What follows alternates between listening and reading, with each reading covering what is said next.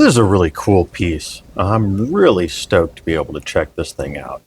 This comes from the same collector that let me play with the MSG DAs that he sent to me to check out and do videos on. This is actually a MSG prototype that came out about 6 years before the MSG2s came out. The story on these is that they were done for the USN show in 2010, and I believe the MSG2s came out in 2016.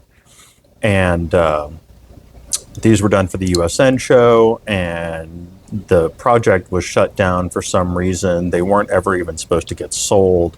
A handful of them got sold before it was shut down. And here we are now. Somehow the project got turned into the MSG2, and then also aspects of this got transferred over to the Select Fire. You may have noticed, focus. You may have noticed the button has a and M marking on it, just like the Select Fire.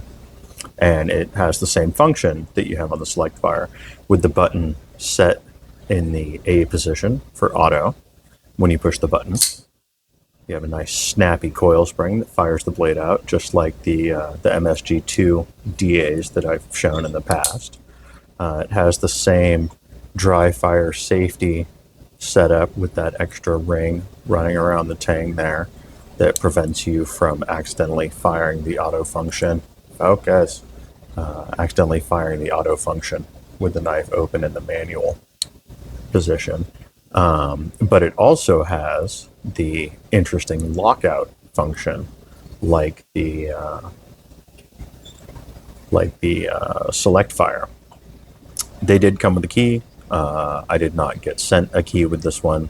I have a tri-lobe bit that actually fits it nicely and turns it without any problems. And you can see now with it in the manual position, it is locked out. Does not fire.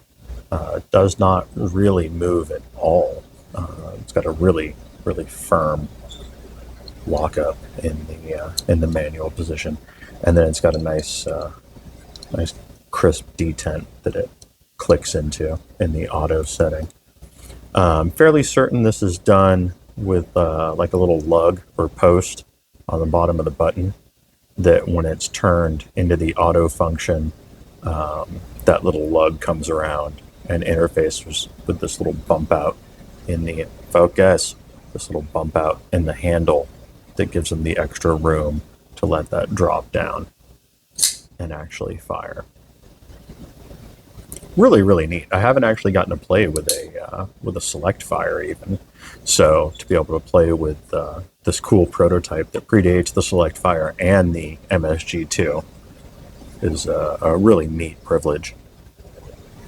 Got this really unique fold-over pocket clip, deep carry setup, kind of a large screw there.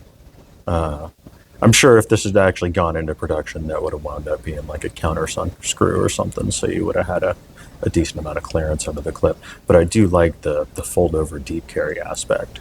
Very slick. This has the same floating lock bar as the MSG2s as well, which is a really, really neat setup. So yeah, super stoked to be able to check this thing out. Really stoked to be able to make a video and show you guys, because I don't know if anybody's ever done a video on these. I don't know what the reasoning was on why these got shut down.